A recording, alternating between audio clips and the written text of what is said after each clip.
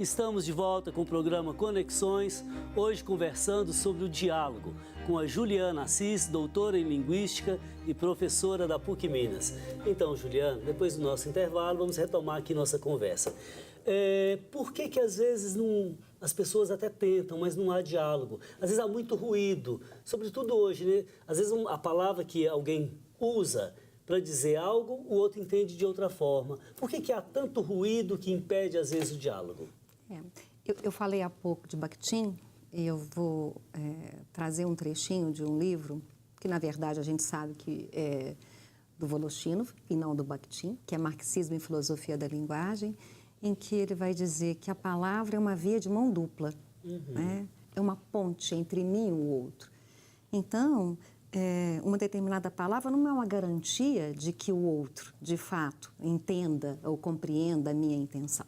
E eu estou me lembrando, se você me permite, de um texto do Milo Fernandes, em que ele reinterpreta de forma parodística o mito de Babel. Ele diz assim: no princípio, todos os homens falavam línguas diferentes e se entendiam muito bem. Então, ele coloca lá um desenho, coloca os homens de várias nacionalidades, com línguas diferentes, construindo uma torre para ir até Deus. E Deus, muito irado com aquilo, diz: mas que audácia, como fazem isso? Vou lhe jogar uma maldição. De hoje em diante, todos vocês vão falar a mesma língua. E daquele dia em diante, os homens nunca mais se entenderam porque descobriram a nuance semântica. Então é isso, né? A palavra não é garantia, na verdade, de que o outro me compreenda, mas eu penso que quando há uma disposição, uma disponibilidade para o outro... Então, disposição, disponibilidade para o outro, saída de si. Somente quando eu desço do meu pedestal, o diálogo é possível. Só isso. Somente quando eu reconheço o outro como outro. Diálogo não é, vamos dizer assim, achatamento, homogeneidade, não. Não é assujeitamento, não é homogeneidade, pode haver tensão, mas tem que haver abertura para o outro. Agora, o temperamento de uma pessoa pode dificultar o diálogo? Pode, pode. Mas o ser humano assim, é histórico, ele aprende, né? Tá bom. Convicções absolutas dificultam o diálogo? Sim. Tá. Sim. Às vezes, quando nós falamos no mundo contemporâneo, diante das várias religiões, o diálogo interreligioso, às vezes, vamos dizer assim, é uma teoria interessante, mas quase nunca acontece. Nenhuma religião desce do seu pedestal para aceitar a outra como ela é. Sobretudo quando a outra religião é considerada estranha, extravagante, muito diferente. E aí passamos a vida julgando os outros a partir do nosso eu e do nosso sistema de crenças, né? E aí não há espaço para diálogo. E aí sofrem muitos. Com certeza. Tá. Eu tenho aqui a participação do Robson Brito. Ele diz: escutar a diferença é o maior desafio, uma vez que isso gera conflitos. E não estamos acostumados a respeitar os dizeres do outro. Quando falamos, nós não agimos sós. Algum comentário, Ju?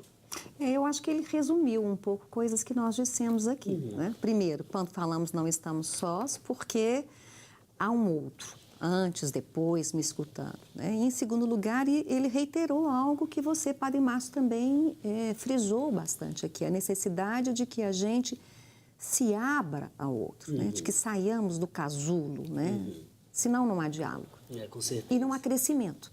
Aliás, nós só crescemos com o outro. Sim, Ninguém cresce sozinho.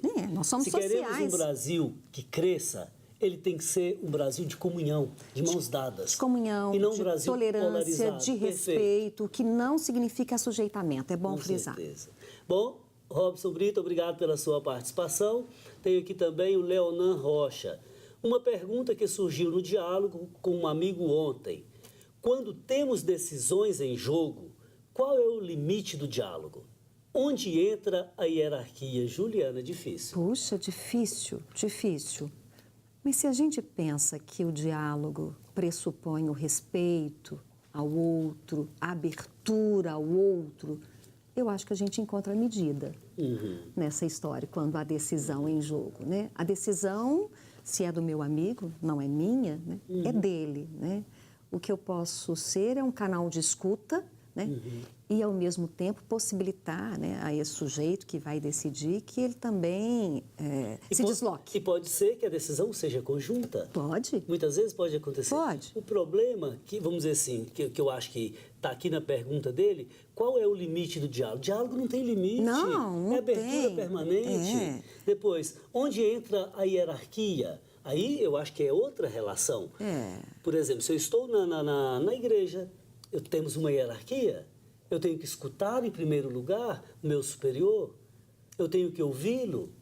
Se me é dado espaço, eu me manifesto. Claro que toda obediência tem que ser obediência dialogada, senão nem obediência é.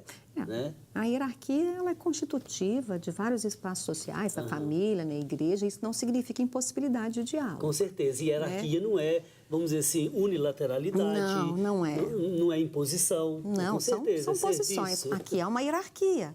Por que há uma hierarquia? Há alguém que pergunta, alguém que responde. Sim, mas a hierarquia Sim, aqui... mas uma hierarquia não no sentido, vamos dizer, cotidiano, que essa palavra o mais possa importante é quem é convidado, Juliana. muito obrigada. Bom, obrigado, Leona Rocha, pela sua participação. A Fátima Silva diz o seguinte: a falta de diálogo afasta os pais dos filhos e prejudica a comunicação entre eles. Juliana, qual a importância do diálogo dentro de uma família? Porque é da família que a gente tem as maiores alegrias da vida. E ali também se constroem feridinhas que nos acompanham pela vida fora. É verdade, é verdade. Não há possibilidade de uma formação familiar bem-sucedida sem o diálogo, sem a conversa, sem o encontro, sem a acolhida, que eu acho que são todas palavras que estão no campo dessa teia semântica, diálogo, acolhida, abertura para que o outro fale, espaço para que o outro fale. E isso não significa desrespeitar pai, mãe ou filho, né? É essencial que as famílias busquem isso. Mesmo porque uma geração aprende com a outra. É isso. As crianças aprendem a ver o mundo com quem? Com os adultos, com os pais, com os professores.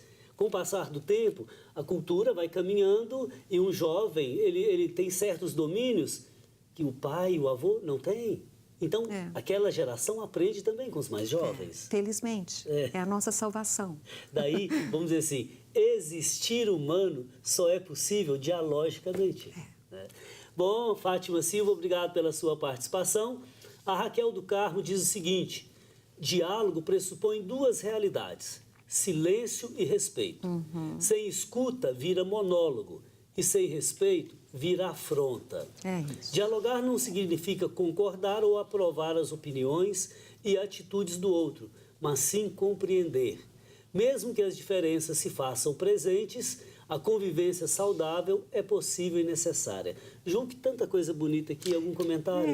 Olha, a Raquel, eu acho que ela toca em um ponto que nós também abordamos, que é, em primeiro lugar, dialogar não significa ausência de tensão, de conflito e necessariamente pressupõe tolerância. Né?